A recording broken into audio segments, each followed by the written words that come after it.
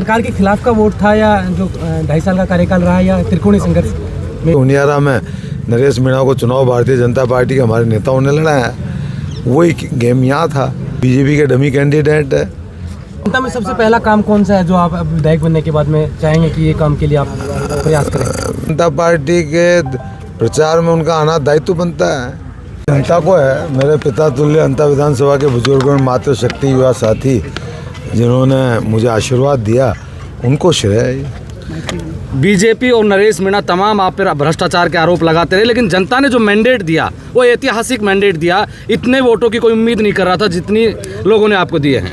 ये उनके जो आरोप मैं तो पहले खंडन कर चुका हूँ कि वो राजनीति से कुंठित होकर उनके आरोप थे, निराधार आरोप थे। मैं उनका पहले खंडन कर चुका और जनता हकीकत सब जानती है। क्या आपको लगता है कि 2028 का ये एक बिगुल था जो भारतीय जनता पार्टी को एक मैसेज दे रहा है कि आपने जो काम है वो ठीक नहीं किए, 2028 के लिए तैयार रहें? 28 की बात 28 में करेंगे।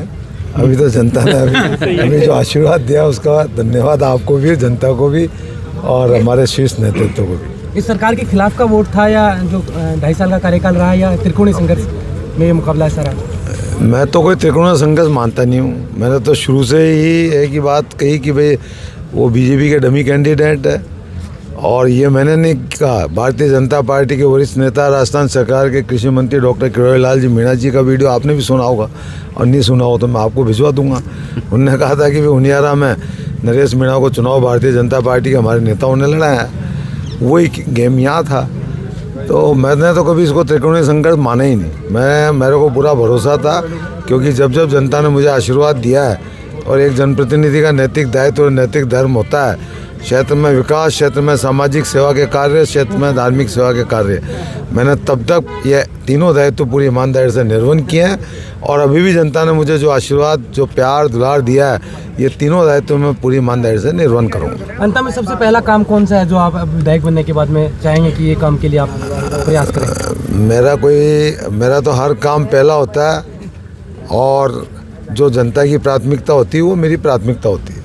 जिस तरीके से सीएम 2 बार यहाँ आए, किस तरीके से देखते हैं कि एक प्रत्याशी के लिए मुख्यमंत्री को 2 बार आना पड़ा? वो भारतीय जनता पार्टी के प्रचार में उनका आना दायित्व बनता है। आए तो अच्छी बात है, उनका भी स्वागत रहा। लेकिन कांग्रेस में जो गुटबाजी हुई, लेकिन आपके मंच पे तो सारे नेता एक साथ दिखे। कांग्रेस में कोई गुटबाजी नहीं है।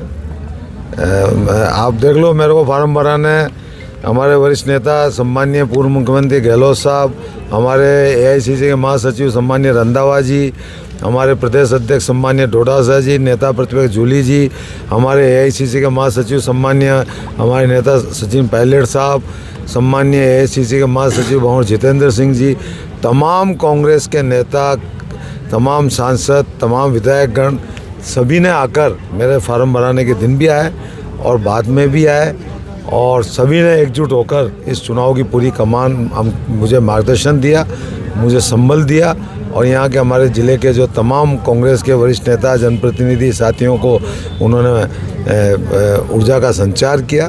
तो कांग्रेस में कोई गुटबाजी ना तो पहले थी, ना आज है, ना आगे रहेगी। पिछले चुनाव में, उपचुनाव में कांग्रेस का बेहतर प्रदर्शन नहीं रहा, लेकिन अब एकमात्र ये चुनाव था और जिसमें ये जीत इतने बड़े मार्जिन से आपने हासिल की है। वो 28 के चुनाव में, वो पिछले चुनाव तो जहाँ हुआ वहाँ के नेताओं से पूछना, मैं तो यहाँ का जवाब दे सकता हूँ आपको। ये कांग्रेस के विजयी प्रत्याशी प्रमोद जैन।